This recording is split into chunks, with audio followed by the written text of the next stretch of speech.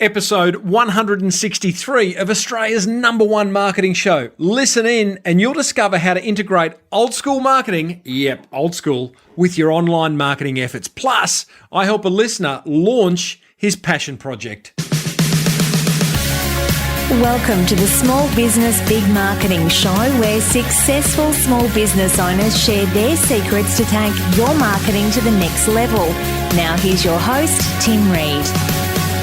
G'day listeners and welcome back to another episode of Australia's #1 marketing show. I am your host, Timbo Reid, coming to you from Melbourne, Australia, by the way, and you, so much more importantly, are a motivated small business owner ready to crank out some great marketing to build that baby of yours into the empire that it deserves to be. And that's what this show is all about. It's there to help you do that.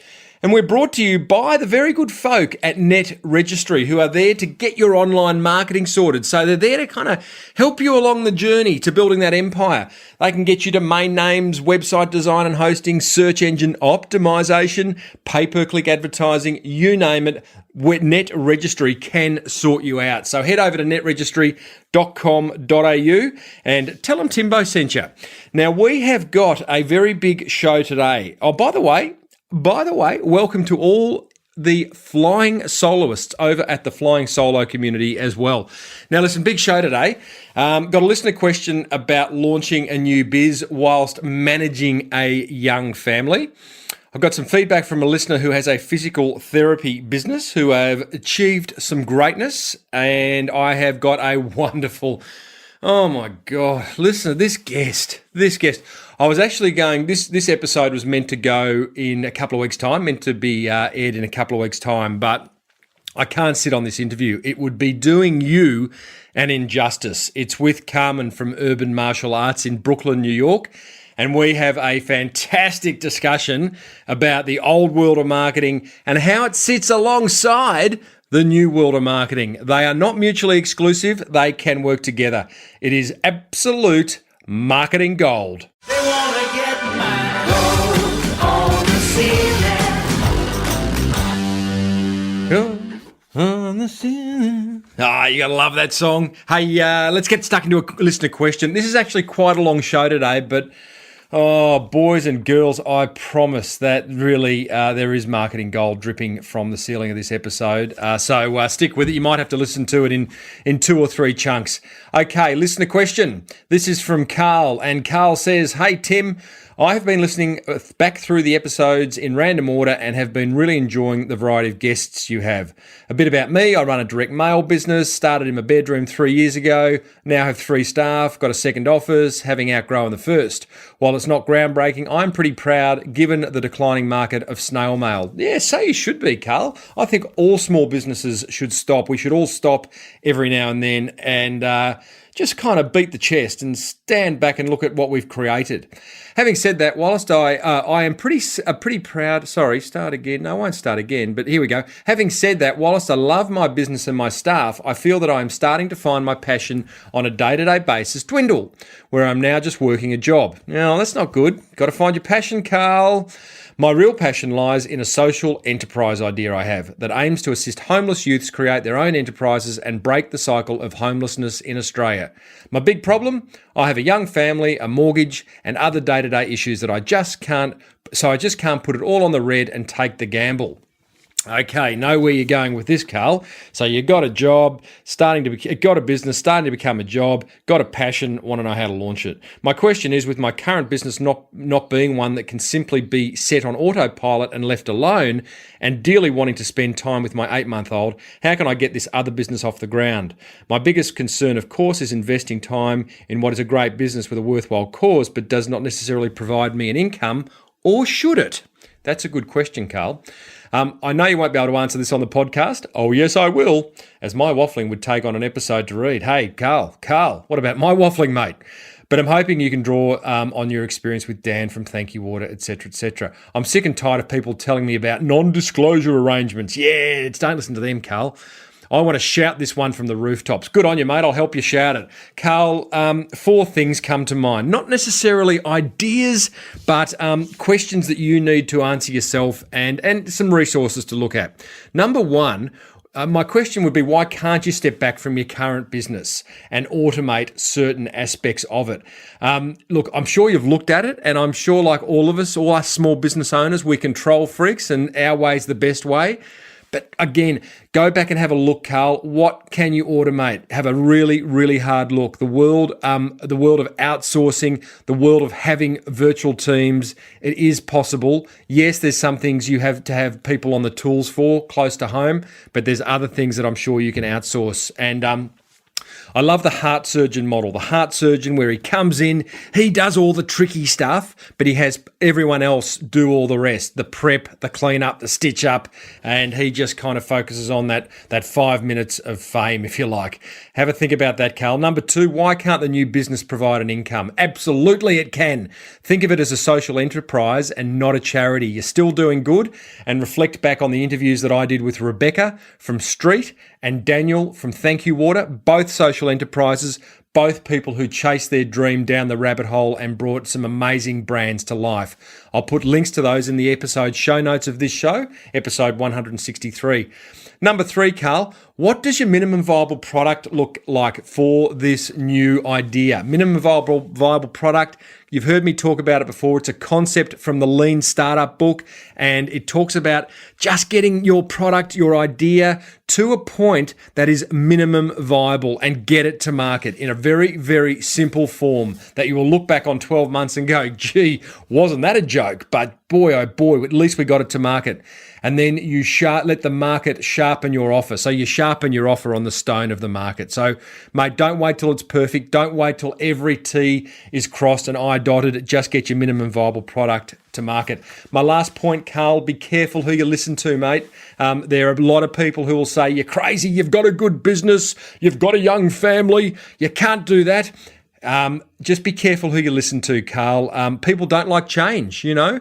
There'll be family members who just don't want to see you change from what you're doing because they're comfortable with Carl, the direct mail guy. So careful who you listen to. Use your judgment. Cash flow is important, but so is spending time with a young family. But having that passion, when you are passionate about something, your family are going to love you for it. Carl, thanks for the question, mate. Listeners, if you have got a question, head over to smallbusinessbigmarketing.com. You can send me a voicemail, which I can play on the show, or you can do what Carl does, send me an email and I'll read it out and answer it, or at least I'll try to.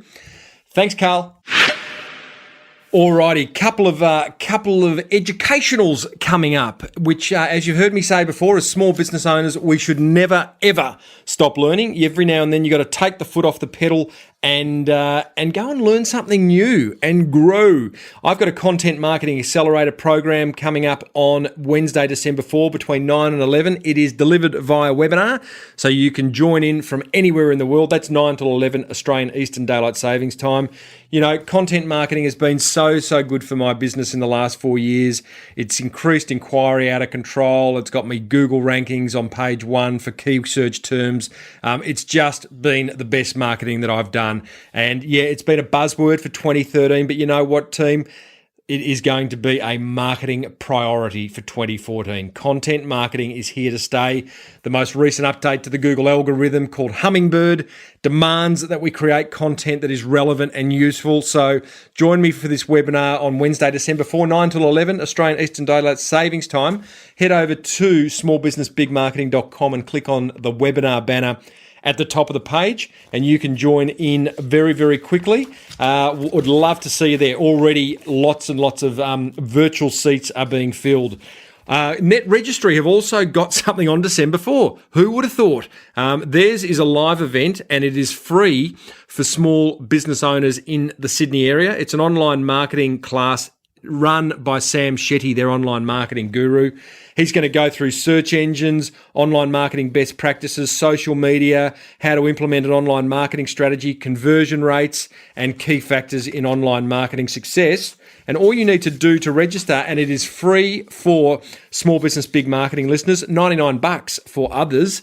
It's 10 to 1 on Wednesday, the 4th of December in Broadway in Sydney. Head over to netreg2, N-E-T-R-E-G number 2, Eventbrite, and that's brite.com.au, and use the secret code SBBM13, the number 13.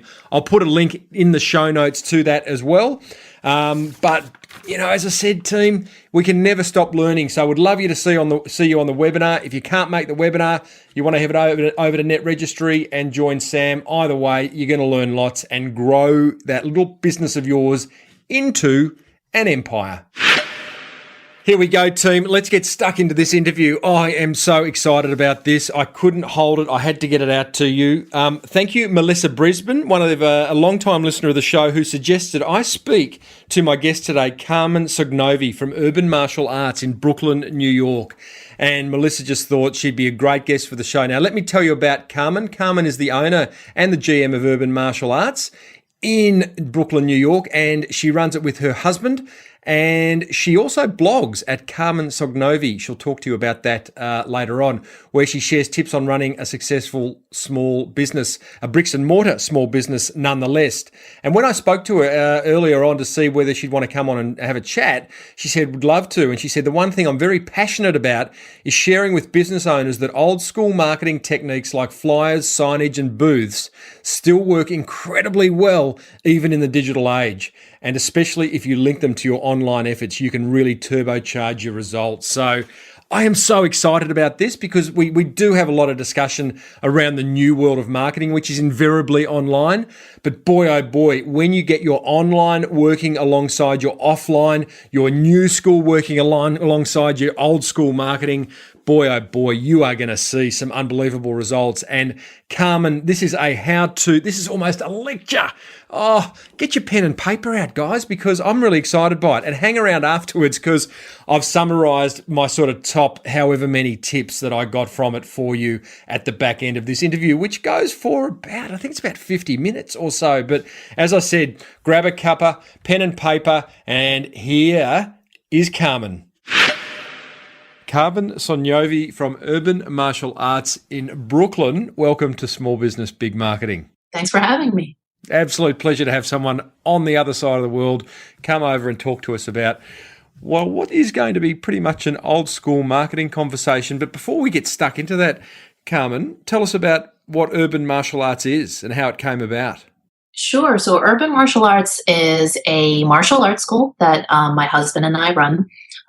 We opened it in 2008, and we offer karate classes for kids. And then for adults, we do fitness kickboxing. Very much a family-run business? Absolutely.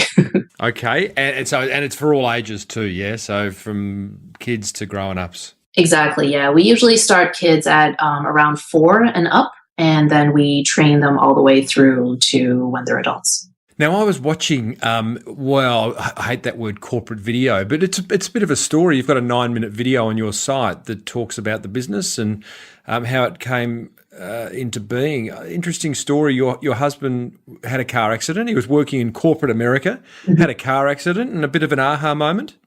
Yeah, exactly. So, my husband and I, this was before we were married, before we had any babies. We were both working corporate jobs, and we also were both working actually 1 to 2 side jobs on top of that. So, he was working security at a restaurant and bar. I was doing some hostessing on the side, and I was also actually launching kind of a separate career, also blogging and speaking about race. I was very involved in racial justice activism. And one night he was coming home from having worked, what was probably like a close to an 18-hour day, and he got into a really bad car accident. And he got out of the car was totaled, and miraculously he came out without a scratch. And, the emergency responders couldn't believe what they saw. And I remember he came home that night, and it was really one of those classic wake-up calls where we realized, we really need to make a change in what we're doing, because it just felt like we were like hamsters on a wheel. We were running and running and running, but not getting anywhere. And we were really working hard, but not smart. And then also for Serge in particular, he also felt like he needed to start doing something where he was really making an impact on people's lives. He felt like that was really missing for him. And so he actually started training again in martial arts. He had been doing karate since he was about 10 years old, but he'd taken a break from it, when he entered the working world. So he started training again. And 6 months after that car accident, we actually signed the lease on the karate school. And then a few months after that, we opened our doors. So it was really kind of all stemming from that one incident. How inspiring. It's interesting to hear you talk about that whole escaping the corporate shackles thing. It's been a bit of a theme on this show the last few weeks. And you probably don't know, but when I introduce this show, I welcome back all the motivated small business owners. Yet I know for a fact there's lots of people listening to this show who are trapped in the cubicle, as I say. So Sure. Hearing that kind of story and having the courage to actually go and chase the dream, I think is fantastic.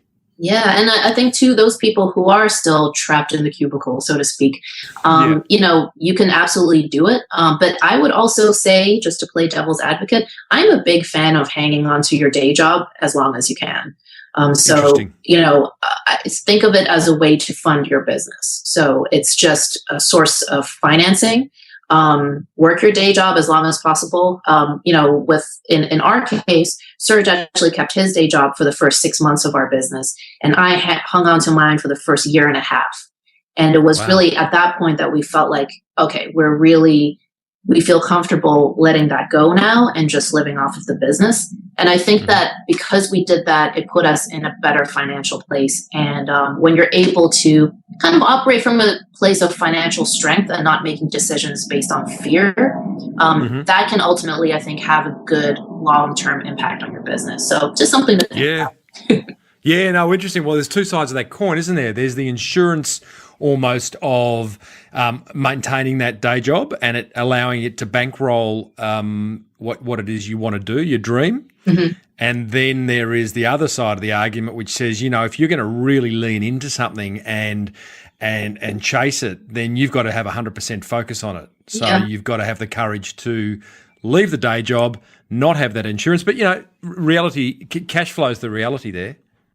Yeah. And I think you will find the right time for yourself. Yeah, absolutely. Now, listen, let's talk. You've got this karate, you've got this martial arts school. I was going to say karate school, but it's martial arts school, and it's going along really nicely. And part of that, I imagine, there's no shortage of martial arts schools around Brooklyn and the greater New York area. You spend a lot of time, and you're very passionate about old school marketing techniques, yes, which really excites me because we spend a lot of time talking about online marketing techniques. So why the passion? Sure.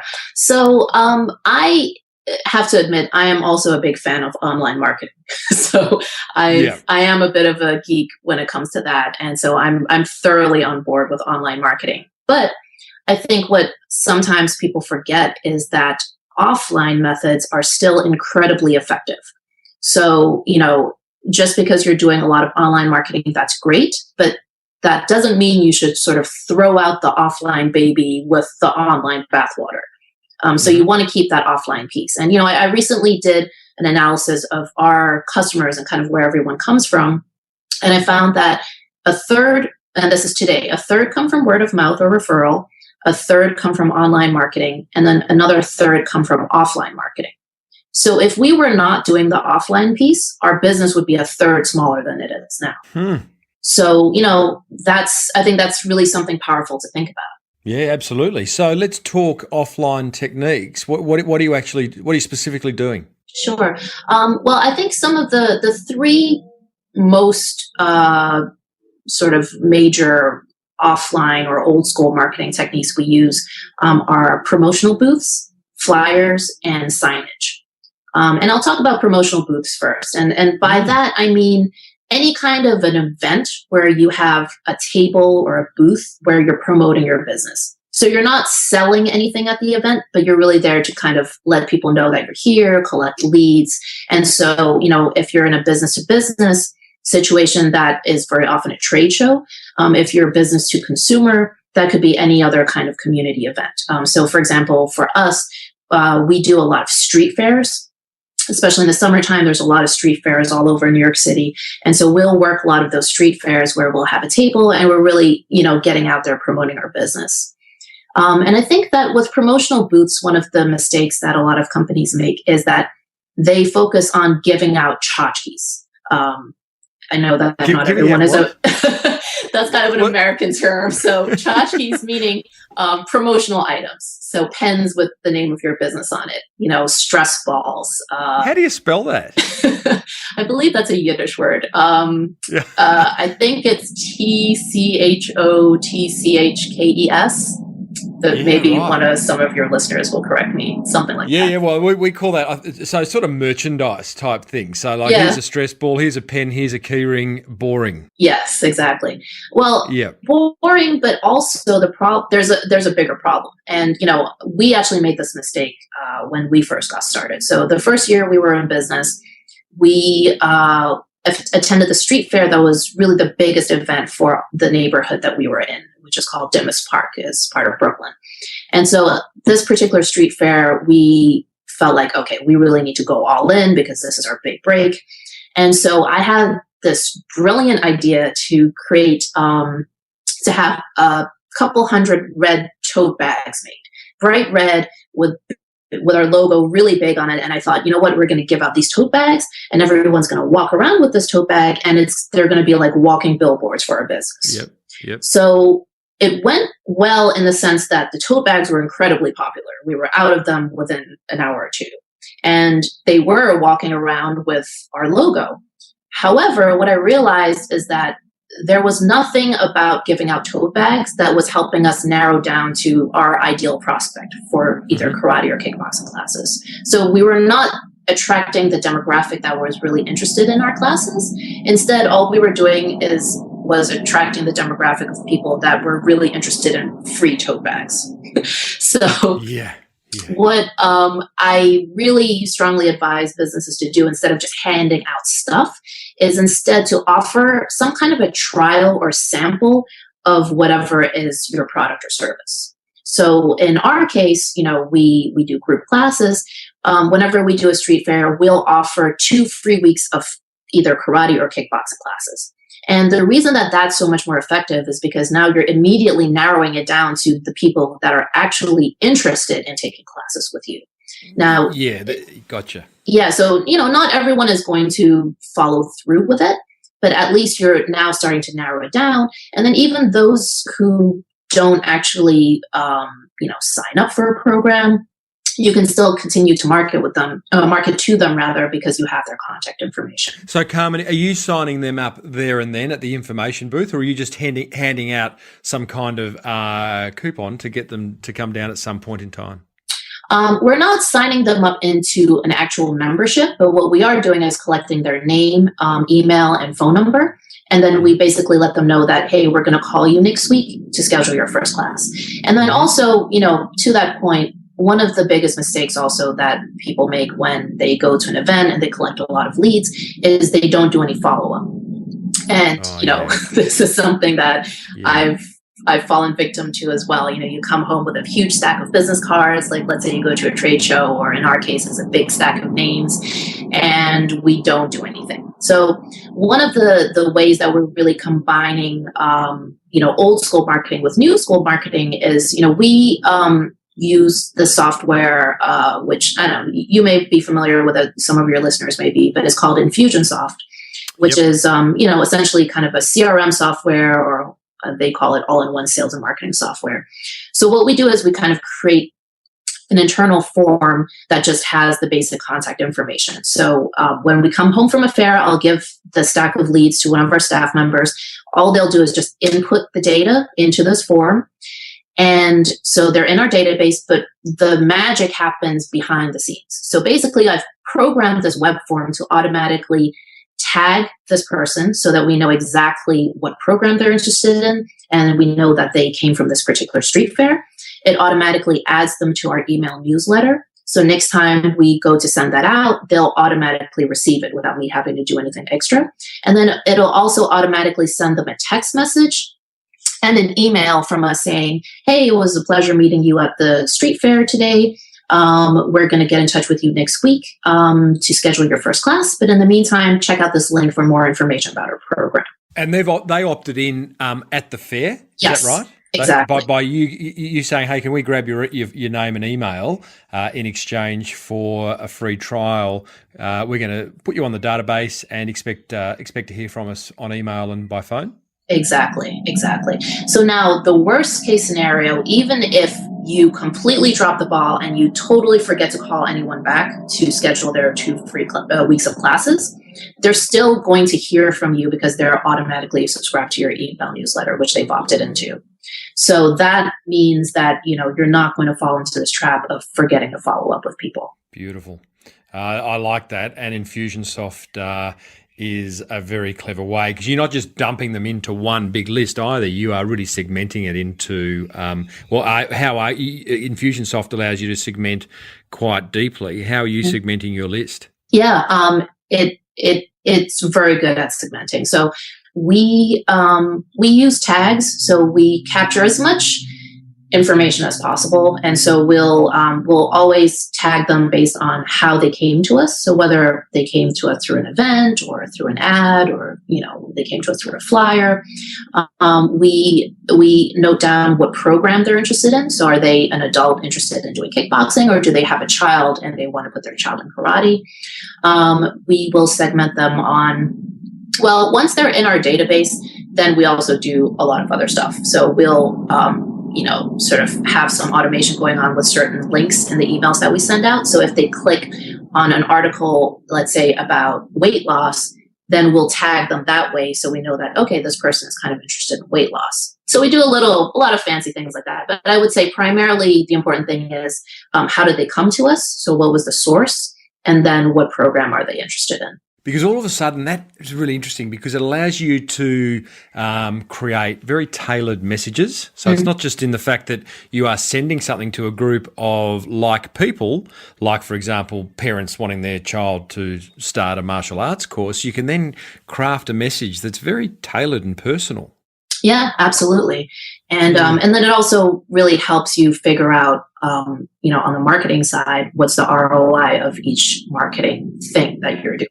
Okay, so information booze, I like that. Tell me, just with that, you go to those street fairs or expos or whatever they are with it may be just a table and a couple of staff members, or have you got some additional things where you've souped it up and you've got printed fold-out signage and all sorts of branding going on as well? We do both. Yep. Yeah. So, Okay. What we usually, most of the events that we work, it's a very simple setup. So we just have a folding table and we have a vinyl banner that covers the front of the table, and then we do have our flyers there.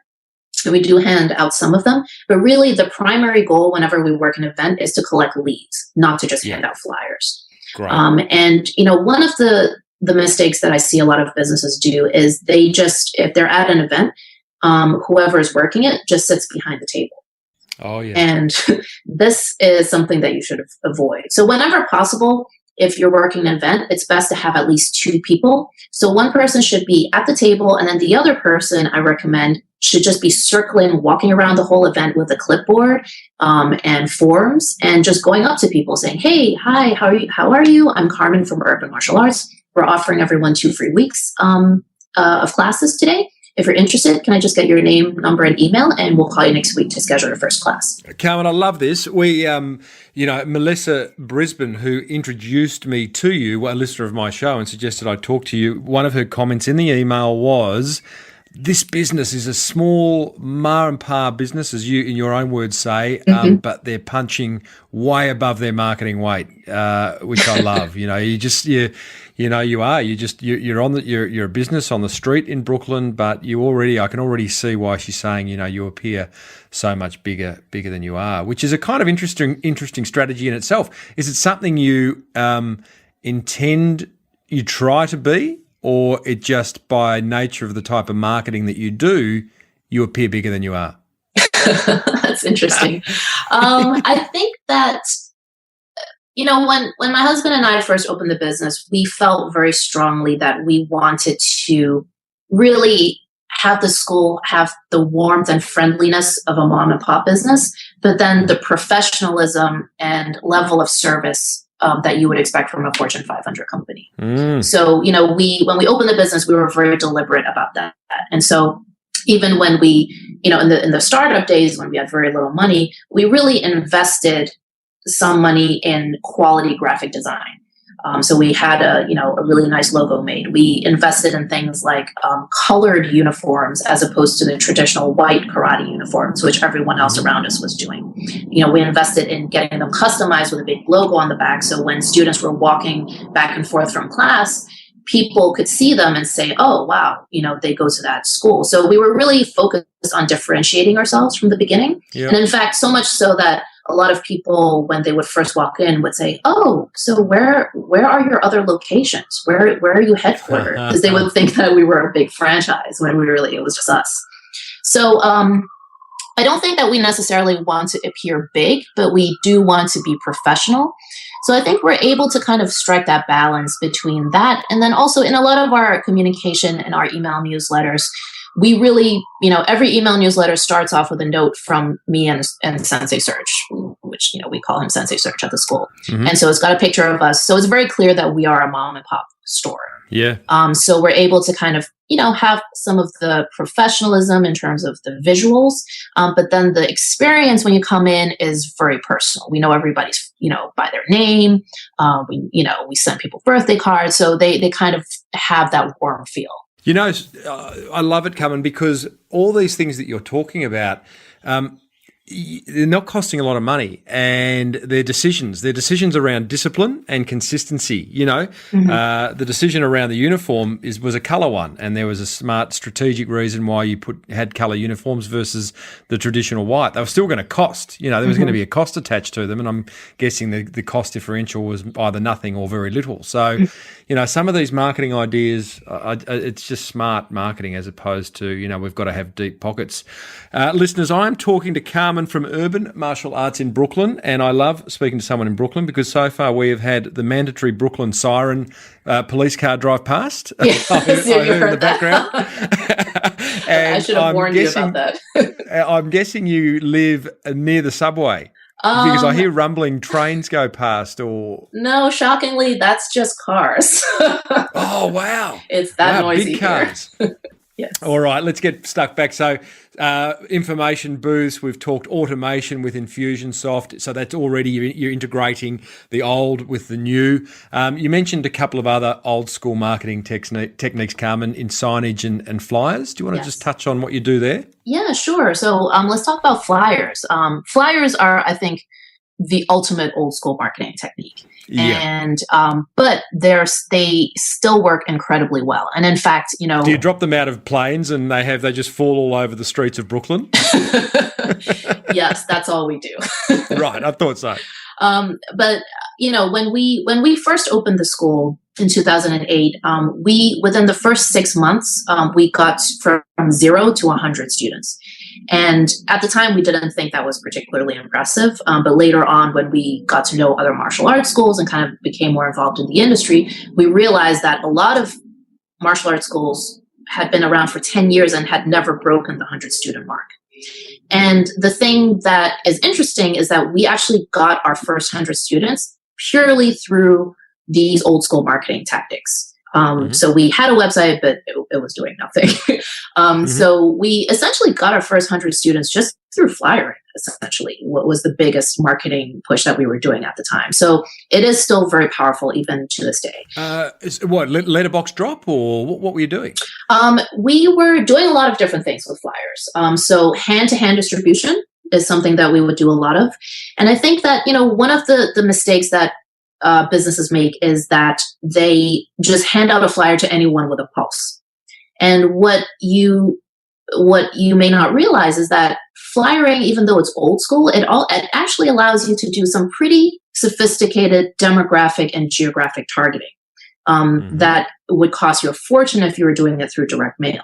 And so let me give you a very specific example. So one of the programs that we have at Urban Martial Arts is we have an after-school program where we pick up kids from a few of the neighboring schools.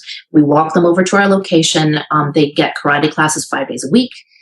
They stay until 6 o'clock, so they're able to work on their homework, and then parents come and pick them up. So it's kind of kind of a combination between martial arts classes and then also an alternative to babysitting for parents who need to work late.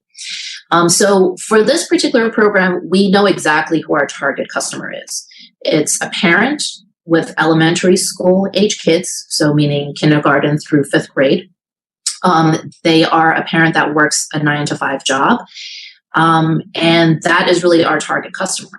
And so when we, every September, the first week of school, we do a big flyering push for this particular program. And so what we'll do is we'll go to the 5 schools that we pick up from, and we'll hand out flyers to the parents in the morning as they're dropping off their kids. And now there's a reason that we do it in the morning versus the afternoon. The parents that are that are dropping off their kids in the morning are more likely to be our target audience than the ones that are picking up at 3 o'clock. Because if you're able to pick up your kid at 3 o'clock, you probably don't work a 9-to-5 job, or you don't need our service because obviously you're able to get there at 3 o'clock. And so, already by picking the time frame, we're narrowing in on our audience. Mm-hmm. Now, as we're standing there, handing out flyers, if we see a single guy walk past with no kids in tow, we're not going to give him a flyer. If we see a dad walk past with, let's say, an infant and a 2-year-old, we're not going to give him a flyer because visually it doesn't seem like he has elementary school age kids. The kids are too young for our program. Let's say we see a mom walking past with a 6-year-old and an 8-year-old. Now, we know those kids are the right age for our program, but let's say she's in her pajamas. We're probably not going to give her a flyer because it doesn't look like she's on her way to work. So she probably doesn't work a 9-to-5 job. She may work, she probably may work nights or something like that, but she doesn't work a 9-to-5. So just by sort of eyeballing who it is that you're handing out flyers to, you're already able to target them if you have an idea of demographically, who's your ideal customer. You are clever. You and Sensei Surge, they're targeted flyer dropping. I love that. In fact, I'll build on that idea. And if you do walk past the single bloke, or if you do walk past the mum with the younger kids, then maybe you should have secondary flyers in your back pocket ready for them as well. Sure. And we do. It's not to say that we don't give them anything. But I love that. Now, I often talk on this show, Carmen, about message versus medium. So it sounds like you've really nailed the medium. The message on those flyers is just as important because, okay, cool, you're targeting a particular demographic of parents dropping their kids off at elementary school, and that's who you're after. But what appears on those flyers is really critical because at that point they're going to read it, once they arrive at work or at some point. So, do you spend a lot of time mulling over the copy? Somewhat, yeah. I think that with our flyers, we always have one large photograph rather than a bunch of little photographs that you can't see very well. So one big eye-catching image. I'm sure you've already talked on the show many times about the importance of having an offer and a call to action. Oh, yeah. So we definitely have that on our flyer. But then also what we actually do is we specifically design our flyers so that they're really designed to extract the lead's contact information to us. So in other words, I think when you hear about flyers, you often think, oh, this is a broadcast medium. So I'm broadcasting my business's contact information to prospects. But we really think of it as really a lead generation medium. So for our call to action for this particular program, let's say for after school, the call to action for us will be get the prices and details now. And they have a couple of different options. So they can either text, a particular keyword to a phone number, and then they will then automatically receive that information. Or we also have a custom URL that takes them to a specific landing page that talks about that program. Now, if they input their email address into that landing page, they'll get all the information that they're requesting. But again, through Infusionsoft, I've set that landing page up on the back end so that I know specifically this person is interested in after school. This person heard about us from a flyer. And, depending on what kind of campaign we're doing, I actually will have different landing pages on different flyers if I want to track it even on a more granular level. Oh, I love that. So just to be clear too, going to those targeted landing pages or requesting a text message will require them to input some contact details. So in they go to your list, yeah? Exactly. Love yes. it. Love your work, Carmen. This is fantastic. So an Infusionsoft will help you with the landing page. That's not a text. They're not helping you with a text service, are they? Not within Infusionsoft out of the box. They don't really have the texting, but we use a separate service called Fix Your Funnel, which integrates with Infusionsoft, and they have this really cool thing called SMS conversations. And the way it works is, you text let's say the word school to a particular phone number. Now, what you get back from me is a text saying, "Hi, this is Carmen from Urban Martial Arts. Thanks for requesting info on our after school program. May I have your first name, please?" So they input their first name. Then they hear back from me again. "And what's your last name?" They write that in. "Great. What email address should I send the information to?" They put in their email address. Now, the beautiful thing about that is that what it'll do on the back end is automatically create a new contact inside Infusionsoft, and it'll input the first name, last name, email address, phone number into all of the correct fields, tag them exactly the way that I've set it up. So I know that they're interested in after school. They got to us from a flyer. And again, automatically add them to your email newsletter that they're opting into as well. Do you find the more contact details you request, the higher the drop-off? Yes. And so for our landing pages, we actually usually only ask for an email address. I find that using the SMS conversation, it's not, the drop-off isn't as much because it feels more like a back and forth. Not so much that you're filling out a form. But so definitely, the more contact information you ask for, the lower your response rate is going to be. And that's okay, by the way, because you are drilling down into quality. Yeah. And then also, can I share kind of a little ninja trick that we use as far as that goes? Well, you're a ninja. That's true. So what we do with our landing pages is, as I mentioned, we only ask for an email address. That's it. We don't even ask you for a first name. Now, once you submit that, then, you'll get the email saying, "Hey, can you just click this link to confirm, blah, blah, blah." But immediately after you submit that, instead of just taking you to a generic thank you page, we say, "Hey, check your email for that confirmation email." But also, here's another thing. Join our birthday club. Get a free gift on your birthday. And then basically I have a form under there where it has much more information that I'm asking for. First and last name, mailing address, birth date. And so essentially it's kind of a way to ethically bribe them to give you more information. And then now, because we're collecting a mailing address, now we're able to also reach them via direct mail. So, if you implement that kind of a two-step two-step process, not everyone is going to take that second step. I would say on average, maybe, 20 to 50%, depending on what audience we're working with, will opt in for that extra, birthday club. But, it doesn't have to be the birthday club. That's something I honestly came up with off the top of my head because we didn't have anything physical to mail to them yet. But if you have something physical that they would be interested in, that, whether it's a physical brochure, maybe it's a book that you've written, maybe it's a CD, an instructional DVD, something physical and tangible that they understand you would need their mailing address for in order for them to get their hands on it. And obviously make it something relevant. That's definitely something to try. That is marketing gold right there, Carmen. They want to get my gold on the ceiling.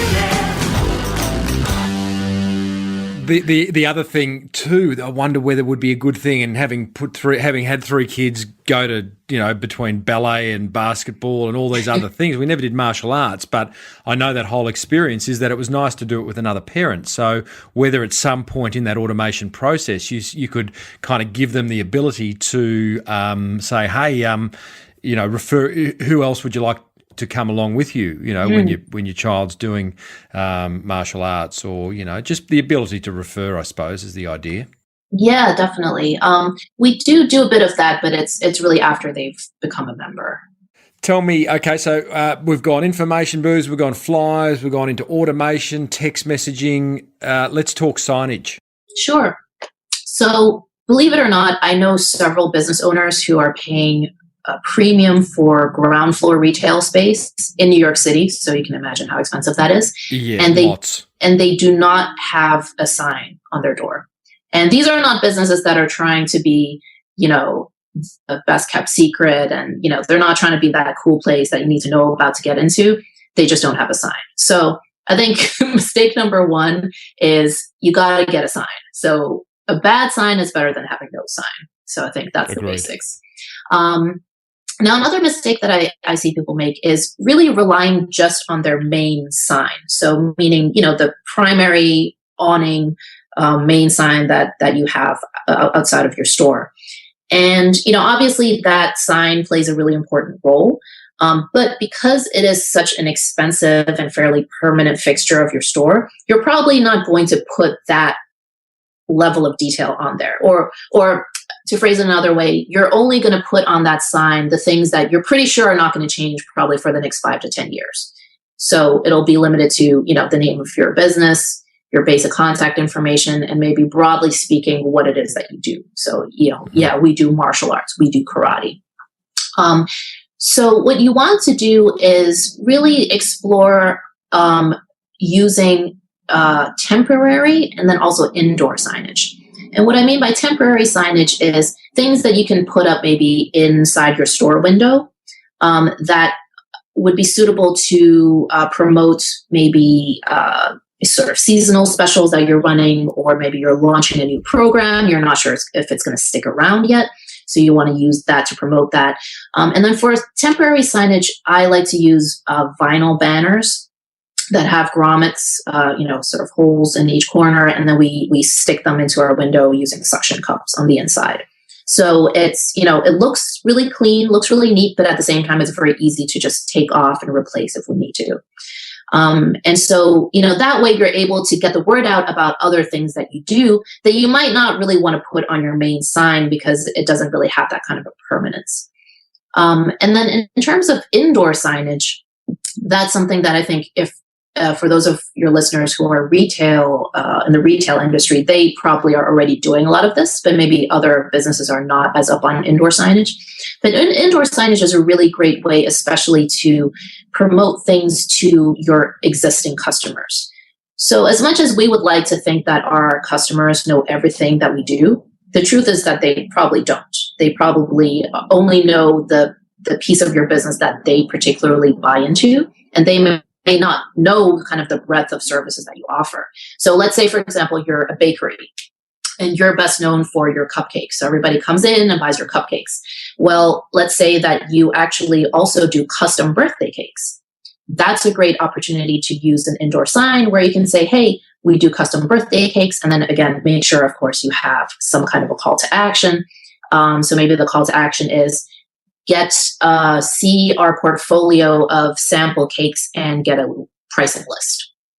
Hopefully you would say it pithier than I did. Yeah. But, that's the call to action. So indoor signage, I think, really important for kind of educating your customers about what else you do that they might be interested in. Well, I think you've identified a couple of things. One is that too often small business owners look at signage as something permanent. Like we get the signs done and our work is done. Right. Never need to do those again. And I'm imagining some of those really old signs on really old shops, So number one, rotate it, keep the message. Because what happens when a piece of marketing, when a marketing touch point remains unchanged for a long time, it becomes wallpaper. It fades into the background. You end up not noticing it. Mm-hmm. So in changing it, often I think it's fantastic. And the other thing that you've done too is using signage to remind people about different aspects of the business they didn't know about, but also actually you still got the call to action. You're a call to action machine. I try.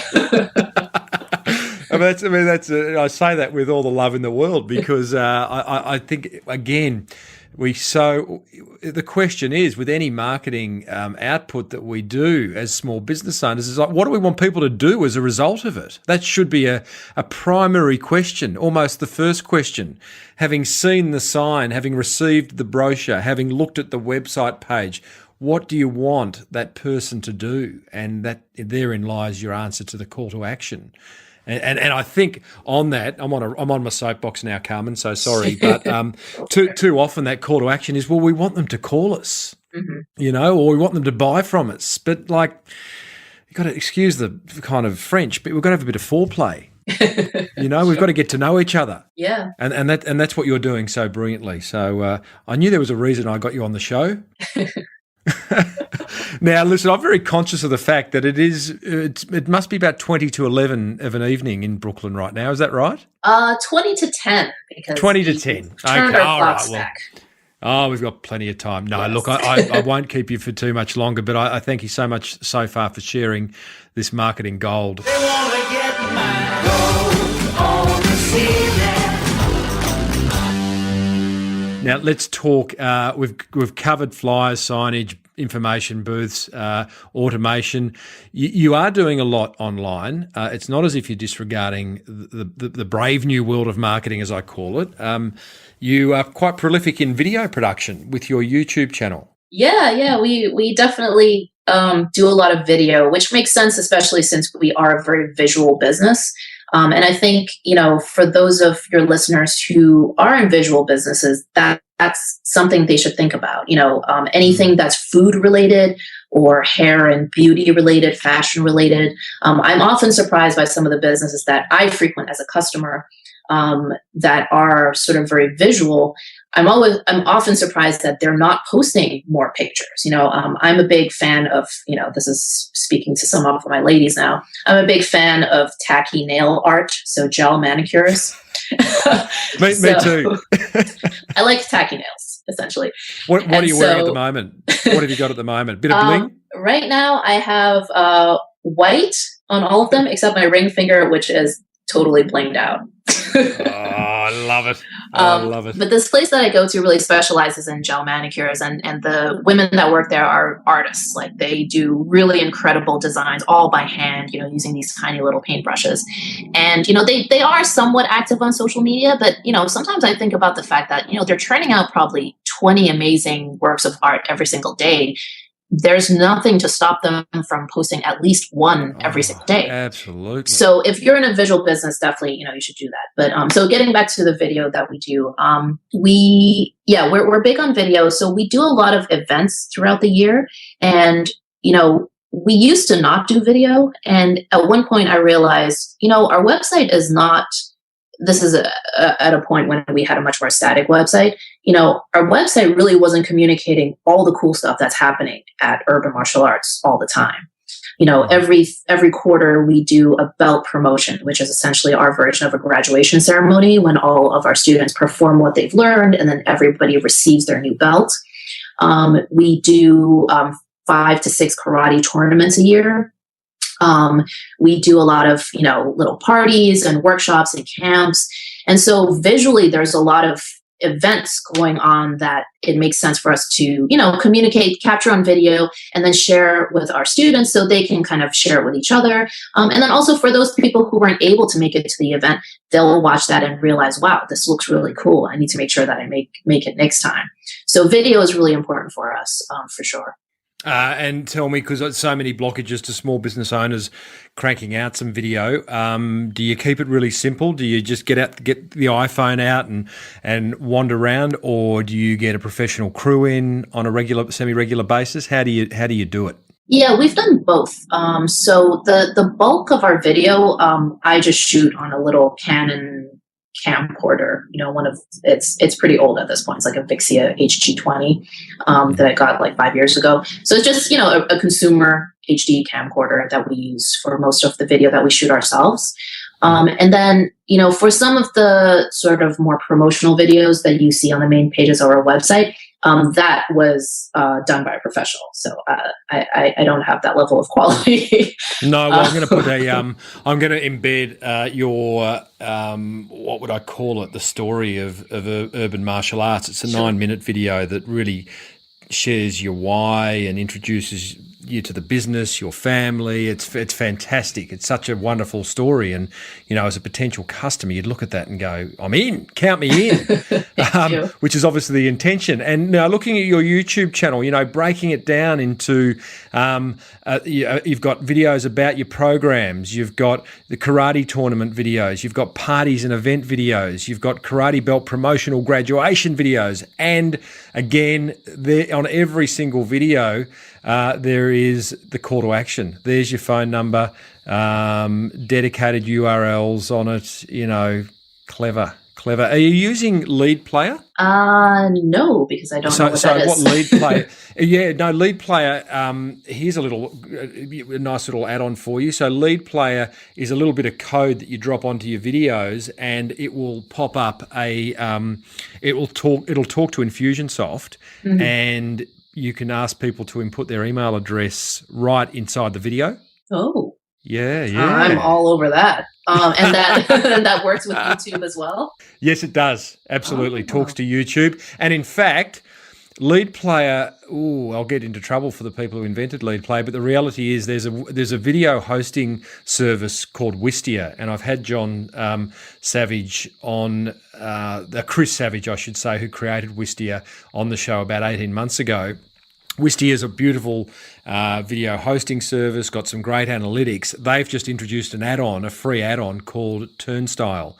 And Turnstile actually does exactly the same, which allows you to embed a registration field into your videos, and it talks to Infusionsoft as well. So that's fantastic. There you go. Thank you. You are going to be all over that. Your subscriptions are just, because every single one of those videos, your subscriptions, I imagine you'll see a decent increase. So, okay. Now, I'm just interested because, again, I'm looking at your videos, and there's, some of them have got 850, one's got 815 views, one's got 20 views, which, again, people could look at that raw number and go, that's not much.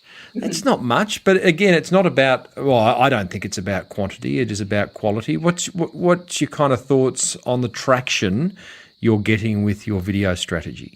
I guess I don't really stress the viewership numbers too much. Maybe I should more. No. But I guess to me, it's really a bigger part of the content marketing stuff we do, which I can talk about a little bit.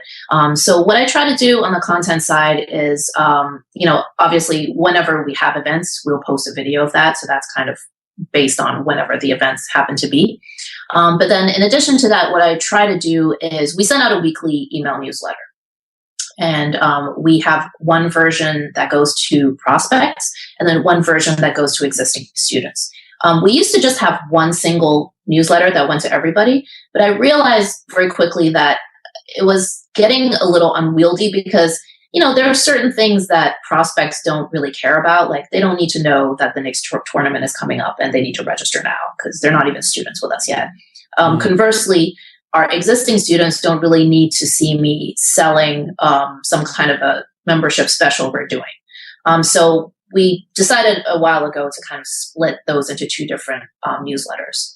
And so what I try to do is kind of have the subject line is always going to point to one sort of informational piece of content that I created specifically for that newsletter. So, and then what that'll essentially be is a blog post on our blog.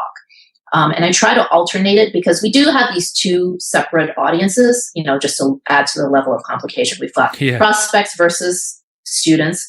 And then within that, we also have karate sort of people who are interested in kids classes versus people who are interested in classes for themselves. There's some overlap there, but not necessarily. And so what I try to do is alternate. 1 week, I'll have a blog post that's related to that's of interest to parents. And then the next week, I'll have a blog post that's of interest more to the kickboxing person. So someone that's interested in fitness or nutrition or weight loss or kickboxing. And so I kind of alternate between the two. And so to me, the videos are kind of an add-on to the main piece of content we push in each email newsletter. So, we'll kind of push that main content. And then underneath that, we'll also have links to, hey, did you check out the video from our latest event? Blah, blah, blah. And so I see them more almost like as a customer service thing, if that makes sense. Yeah, I get you. I get that. What's your open rate on e-newsletters? I sometimes get a bit of a chill up my spine when I think of e-newsletters because, there's many that I receive and don't open. What's your open rate like? You caught me. You caught me. I have not checked the open rate in a while. Okay. Good. You are human after all. At this point, up until then, I thought you were superhuman, martial art. Karate Kid meets Gigantor. But I'm a call to action machine, but not an open rate machine. Yeah, correct. You can get a T-shirt. I'm a call to action machine. There's a good T-shirt, actually. I like that. Tell me, just to finish off, Carmen. So appreciate this. Social media. You're active on Facebook, Twitter. Is there a particular role social media plays in the business? I don't really feel like I'm that social media guru, I have to be honest. Twitter, to be perfectly blunt, has felt primarily like a bit of a waste of time for us. Yeah. I feel like and maybe it's because we're business to consumer, I still feel like even though a lot of consumers are on Twitter, I don't know, it just seems like most of the people that follow our account tend to be just other martial arts school owners. So there are other martial arts schools kind of checking out what we're doing, which is great. So it seems like for us, Twitter seems better for kind of professional networking. Yes. Facebook is a little more appropriate, I think, for our audience. But I have to admit that I haven't been as active on Facebook as I should have, because for a long time, I was really peed off by the fact that Facebook was making you pay in order to reach the people that already liked your page. I think kind of out of spite for a long time, I was just kind of ignoring Facebook.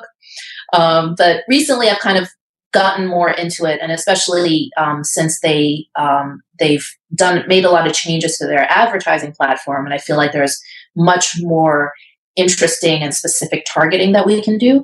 I feel like it's becoming a more relevant platform for us. So I don't have any major tips yet for Facebook. I'm still kind of in the experimenting phase right now. Well, I love that because gosh, how many small businesses do I come across, and maybe you too as well, that just think social media is the silver bullet, and it's not. Yeah, it can be.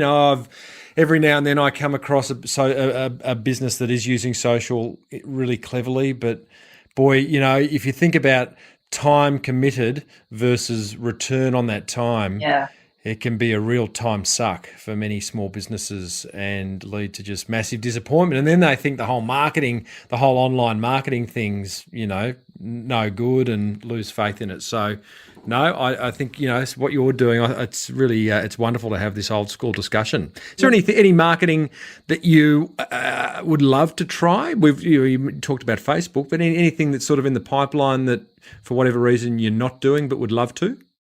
Nothing that we're not doing at all that I can think of. I think I want to just dive a little deeper into our social media efforts. I've been experimenting a little bit on Pinterest, and we've gotten a bit of results through that. So I'm interested in kind of continuing that. But just to your point about social media, how it can be a time suck, I would definitely encourage people to not forget about email marketing. I think email marketing is still incredibly important. And, for us, that has been a huge growth driver for our business. And as you have heard through this interview, we are very focused on always adding more people to our email newsletter database. And the reason for that is that I found that the lead time for signing up for a program can sometimes be a lot longer than you would think. So we have people that, let's say we met them at a street fair 3 years ago, and they've been on our email newsletter ever since, and they're now joining a program. So they've known about us for 3 years, and we've invested time in that relationship and building that trust. And then when whatever change in their life where they felt like, okay, now I'm ready to do this, they came to us, not to anybody else. So, and I've also, looking at our stats, what I have noticed is that any given month, about 20% of the new members that we sign up are people who've been on our email list 6 months or longer.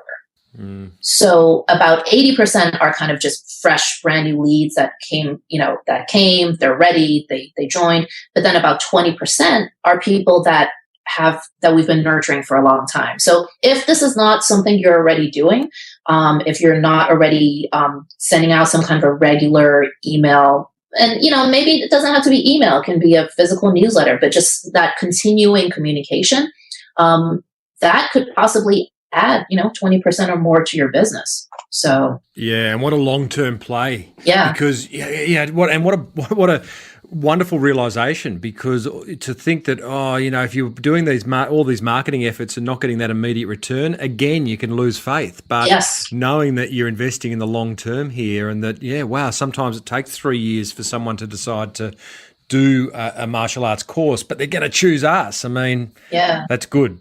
Yeah, that's good. And that's I kind of want to emphasize that point. When we first started doing these promotional booths, we would sometimes get discouraged because we would come home with, let's say, 100 leads.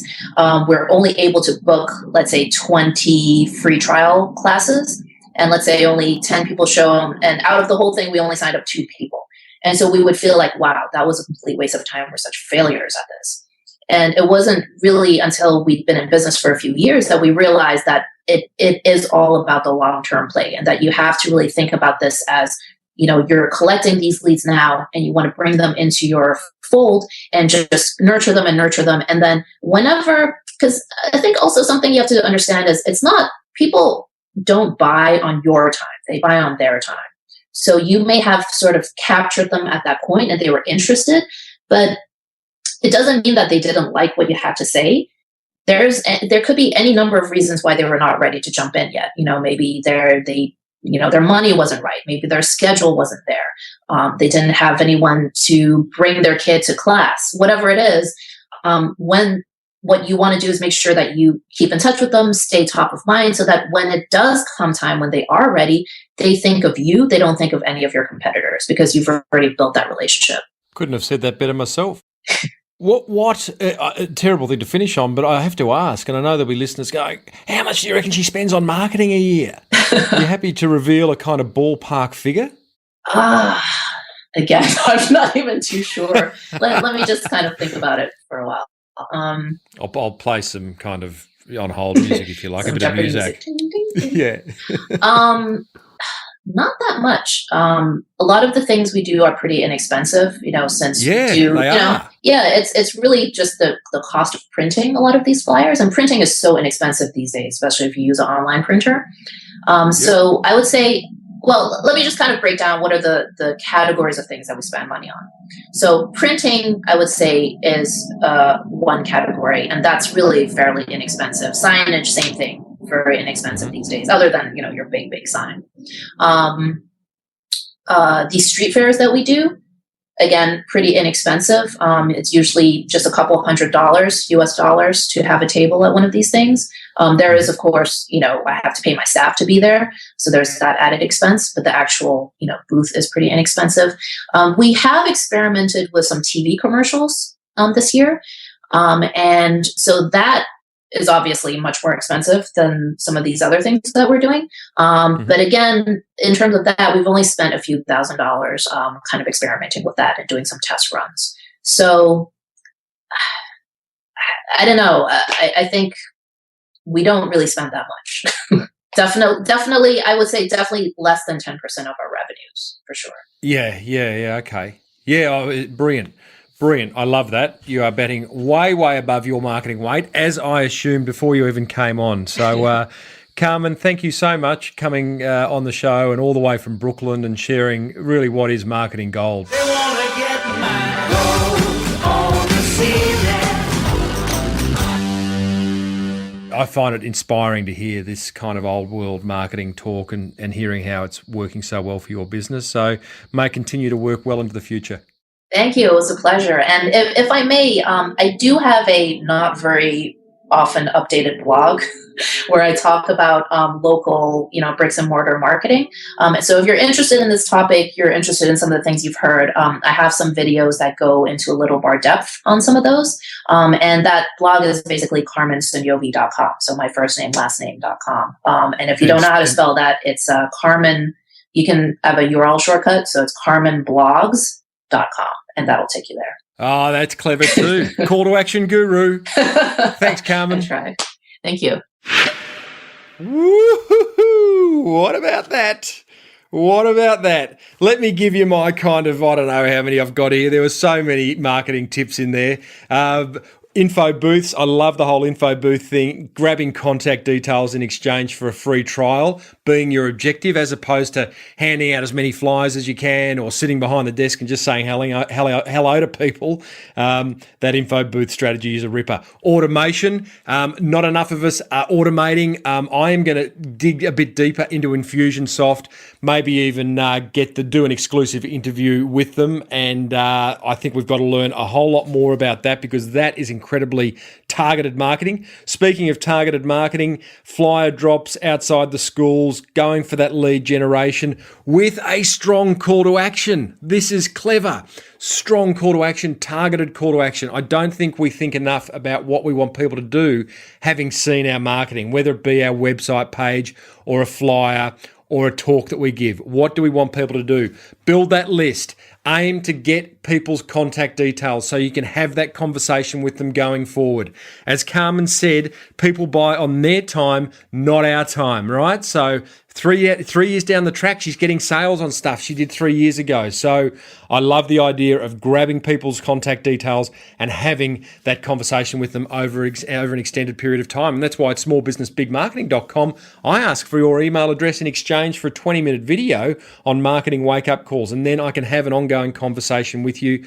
Carmen's doing the same.